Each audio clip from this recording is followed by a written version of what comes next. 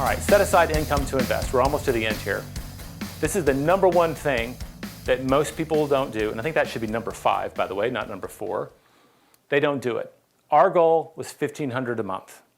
In the very beginning, my wife and I, she worked for the state government, and I'm a writer, folks. I hadn't published any books then, or wasn't getting royalties then. You look up, our combined household income was less than $100,000. I want to say it was around $80,000 for a household. So it was above average nationally. We had 2 incomes, no kids, but we were hardly wealthy. And setting aside $1,500 a month, I remember we did the math for like 2 years in a row. We were living on about 70% of our income and investing the rest. And for us, it became a game. And we tell the story in the investor book. I think it was Sir Richard Templeton, the guy who started the Templeton Fund. He and his wife started to play the game of how little can we live on so we can invest the rest. And they were doing as much as 50% of their income on their journey. And that's a huge accelerant. There's time, the leverage is your interest rates, right? But if you can put more money into the higher rates, it just gets bigger and bigger and bigger.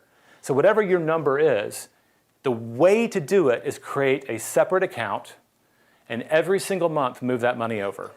So we started a dead money account. It was a mutual fund, right? We thought 2% would matter. And whenever we got our paychecks, we would take that $1,500 as fast as we could and move it into the other account. And we would live on whatever was in our checking account. And what's beautiful about this, if you could set it up with payroll, I want 10% of every check to go to this account instead of the other one, it's just like a 401k. How many people here invest in a 401k, right? Do you miss that money? The first paycheck, you notice it. And every paycheck thereafter, what you get after is just normal. So this is that same principle as you have your operating account, is what a business would have, but you're setting aside this other money. And we set a goal of $1,500 a month. It took a lot of freelancing and extra work to get there. But eventually, we would save up that next down payment. And as we got smarter, we learned how to partner with other people. But we took care of ours so that we could do it on our own.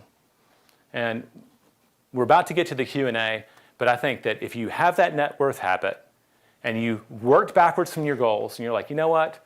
Whether I'm investing in Sacramento or here in the city, whatever your aspirations are, what do I need to set aside every single paycheck so that I know that in a certain amount of time I can reliably have the money to invest in real estate? That is the number one step, that if you don't get there, you're never investing, folks. You can inherit real estate from your family, but if you're not saving, you're always going to be relying on other people. I do not believe in zero down investing. Just don't do it.